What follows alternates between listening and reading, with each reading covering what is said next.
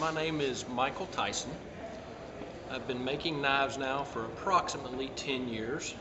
I've been an enthusiast all my life, as most young boys were in Florida, because I am a Florida native. Started going to knife shows as a young boy and was an enthusiast. Never had the opportunity to buy a handmade knife.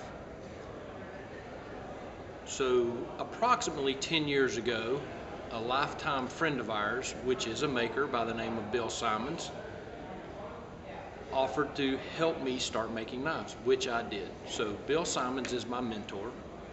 He makes basically slip joints. People that don't know what slip joints are, they are knives that do not lock open. They are held open and closed with spring tension. It's a traditional pocket knife, been around for many, many years.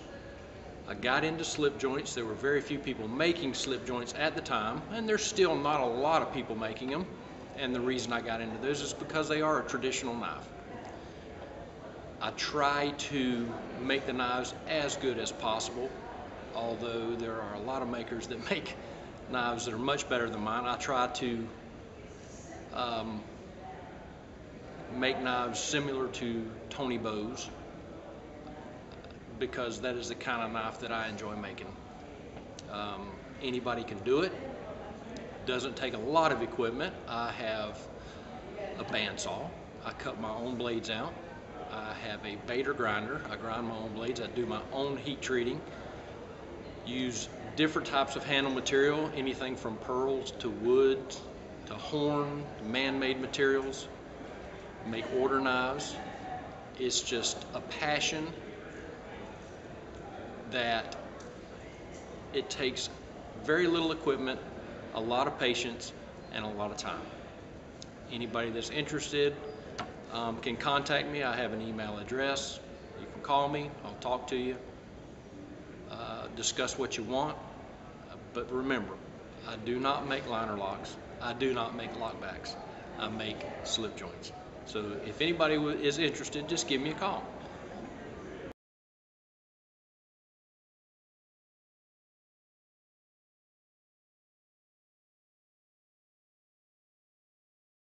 Okay, a little history of the slip joint. Simply put, you have a frame, you have a spring,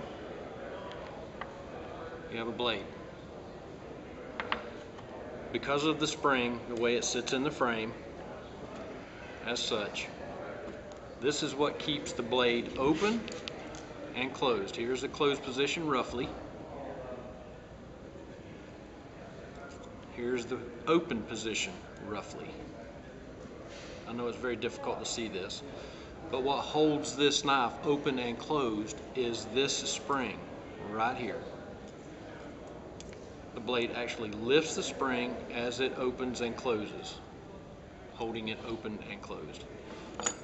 This is a knife that I put together recently. This is called a Eureka Jack. It's a 2-blade knife. It's got swedges. I don't know if they're easily seen, but you can see swedges on the blade. These are for different reasons. A lot of times they're on there just for looks. Long pulls, or you can do nail nicks, which are made for your thumb. This is where you pull the blade up and down, close the knife. This is a 2-blade. You can see the other blade, which would be 2 springs and 2 blades. 1 spring riding on each blade. You can hear it snap. If you can hear that, that's called walk and talk. Knife opens and closes. This is a shield. This is a bomb shield. There are several different shield patterns. The thing about a slip joint, to make a slip joint work properly and to sell, the knife has to be flush closed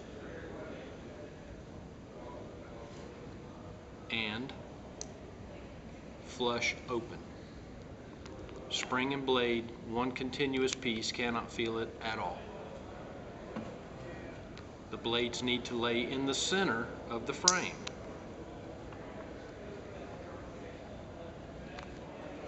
The blades need to be within approximately 1/8 of an inch from the end of the spring. We don't want a real short blade and a long knife. Handle materials vary. This is a piece of bone that I have jigged and dyed to be the color that I like it to be. You can make them darker, you can make it any color of the rainbow. These are called threads. It's done with a small triangular file, and it's mostly just for aesthetic purposes. The finish on my blades are all what is called a scratch finish, and I don't think you'll be able to see it, but if you can, there are longitudinal lines that is a real fine finish.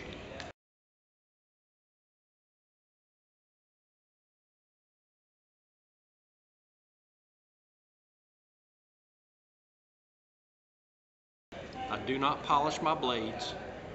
This is a scratch finish. I use various materials, ATS 34, 154, CPM, S30V, just about any kind of blade steel that you prefer, we can put in a knife. The edge quality, the edge holding quality of the steels we use generally far surpass any factory made knife. If you want to take a factory knife, compare it, because people wonder why a custom knife is the price it is. If you'll just take a pocket knife you buy from a local hardware store, open and close it, look at this joint right here. Look how the springs and the blade fit in the frame, and you can immediately see the quality. These knives fit flawlessly. They pivot very easily. They open and close easily. There again, long pulls on both blades. Swedges on both blades. A multitude of different blade designs. This happens to be a spear point. The small blade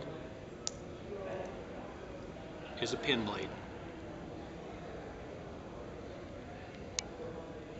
Like I said, if you have any questions, feel free to give me a call.